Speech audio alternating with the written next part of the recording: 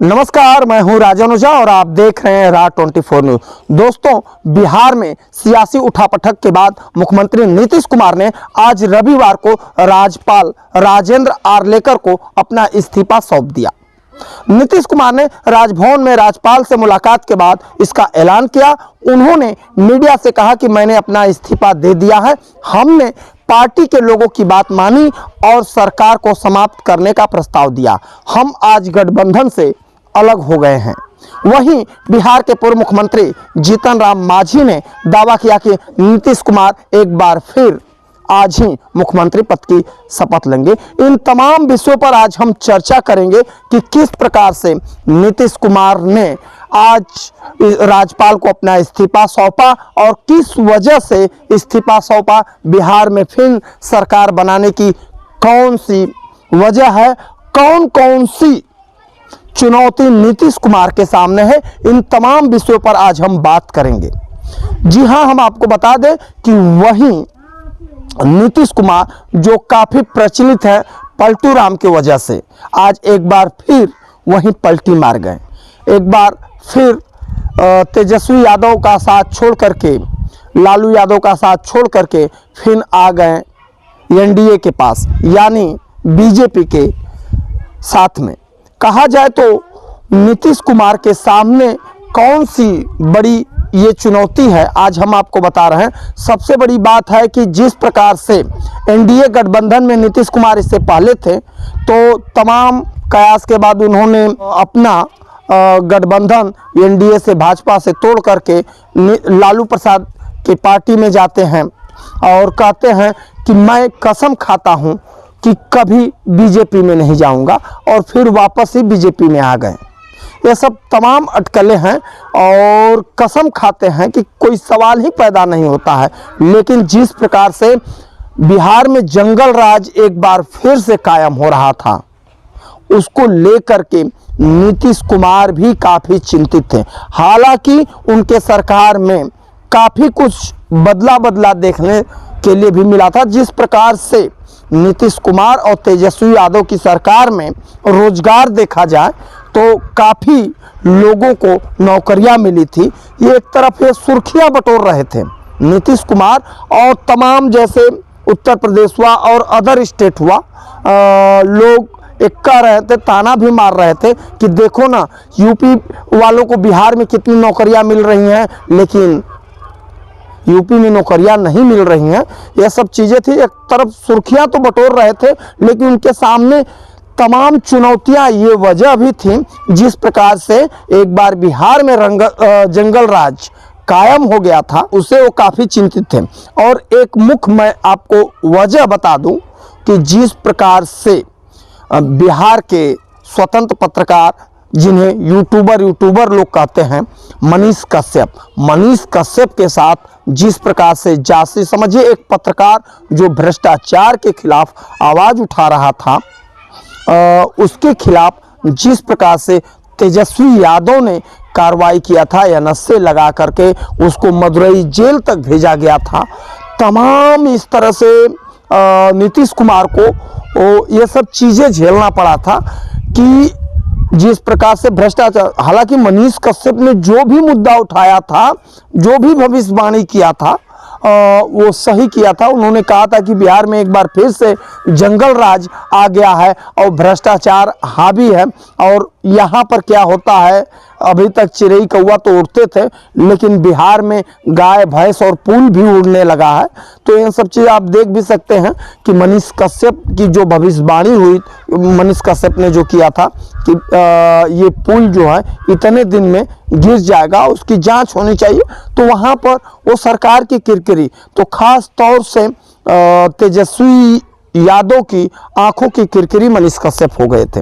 इन तमाम विषयों के साथ जिस प्रकार से काफ़ी वहाँ पर कई पत्रकारों की हत्या भी हो गई थी और अपराध के ग्राफ बढ़ गए थे, ये सब कहीं न कहीं नीतीश कुमार और तेजस्वी यादव की आपस में तालमेल नहीं बैठने की वजह से काफ़ी दूरियां नीतीश कुमार बढ़ा रहे थे और अंततः जब कर्पूरी ठाकुर के बारे में जब हमारे प्रधानमंत्री ने उद्घोषित किया कि भारत रत्न के लिए कर्पूरी ठाकुर का, तो उनका दुख दर्ज नीतीश कुमार का उसी समय छलक करके बाहर आ गया कि जिस प्रकार से परिवारवाद पर उन्होंने कहा था, अपनी पीड़ा झलकाई थी। और पक्का राजनीति के माहिर जो थे पलटू चाचा, वो उन्होंने भाप भी लिया था कि 22 जनवरी को जिस प्रकार से राम मंदिर बना है और प्राण प्रतिष्ठा हुआ है, पूरा देश बीजेपी के साथ है, तो हमारा इंडिया गठबंधन में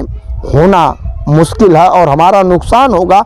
तो उसके वजह से ये देख करके पलटू चाचा ने अपना पलटी मार लिया। लेकिन अब इनके सामने काफ़ी बड़ी ये चुनौती हुई।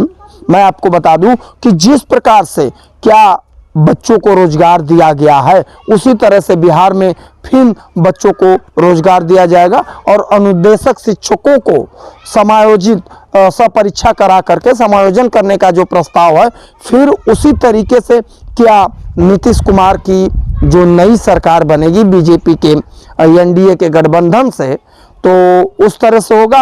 और दूसरा सबसे बड़ा सवाल है कि जिस प्रकार से तेजस्वी यादव ने मनीष कश्यप के ऊपर तमिलनाडु सरकार से मिल करके एनएसए लगवाया और जेल में तमाम कम से कम 13-14 मुकदमे जो हैं, क्या सरकार वापस ले लेगी? और वहीं तेजस्वी यादव पानी पी पी करके सराप रहे थे हमारे यशस्वी प्रधानमंत्री नरेंद्र मोदी जी को के बारे में कह रहे थे कि जितने गुजराती ठग हैं, वो चोर होते हैं। ठग का अभिप्राय चोर से होता है, गुजराती सभी ठग होते हैं। आप इस वीडियो में देख भी सकते हैं। जो ठग है, ठगी को अनुमति जो है आज के देश के हालात में देखा जाए तो सिर्फ गुजराती ठग हो सकते और उनके ठग को माफ किया जाए। LIC का पैसा, बैंक का पैसा दे दो, फिर वो लोग लेके भाग जाएगा तो कौन जिम्मेवार होगा? तो ये भी सवाल है कि क्या जिस प्रकार से एक पत्रकार आवाज उठाया था, पत्रकार भ्रष्टाचार के खिलाफ आवाज उठाता है, उसके ऊपर एनएसए लग जाता है और कहा जाता है कि 2 राज्यों को बांटने का मनीष कश्यप ने काम किया था। तो इसके वजह से तो क्या नीतीश कुमार इस प्रकार से तेजस्वी यादव 2 स्टेटों गुजरात और बिहार को भड़काने का काम नहीं किए थे तेजस्वी यादव, क्या इनके ऊपर भी एनएसए लगा और ये जेल जाएंगे? इन तमाम विषयों के साथ अब ये देखना होगा कि किस प्रकार से नई सरकार होती है।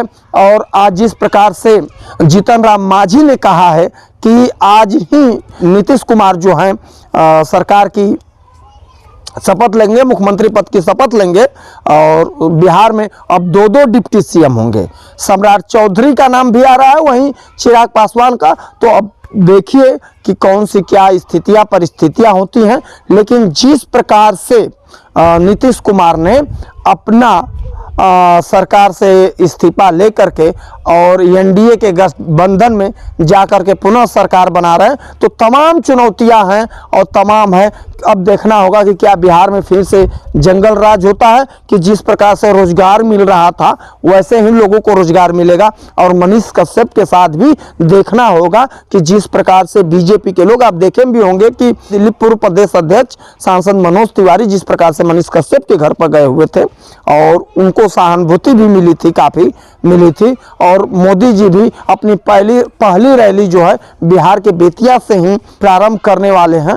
तो इस प्रकार से जिस प्रकार से मनीष कश्यप ने सरकार से भी मांग किया है कि हमारे बारे में सीबीआई जांच की मांग को ठहराया है कि हमारे पक्ष में सीबीआई जांच की मांग हो और मुझे निर्दोष साबित किया जाए, तो तमाम विषय पर तमाम तरह का कयास है। अब देखना होगा नई सरकार में क्या होता है, इंसाफ मिल पाता है, लोगों को रोजगार कितना मिलता है। तब तक के लिए आप बने रहिए। हमारी वीडियो आपको कैसी लगी आप जरूर कमेंट बॉक्स में सुझाव दीजिएगा। हमारा वीडियो बनाने का मकसद यही है कि क्या इसी तरह से ये नेता जो हैं लोगों के साथ छल कपट करके कभी उधर तो कभी इधर पलटी मारते रहेंगे और आम पब्लिक जो है जनता मुख्य दर्शक बन करके रहेगी। तो तब तक के लिए इतना ही। आपका राजन झा, धन्यवाद, शुक्रिया।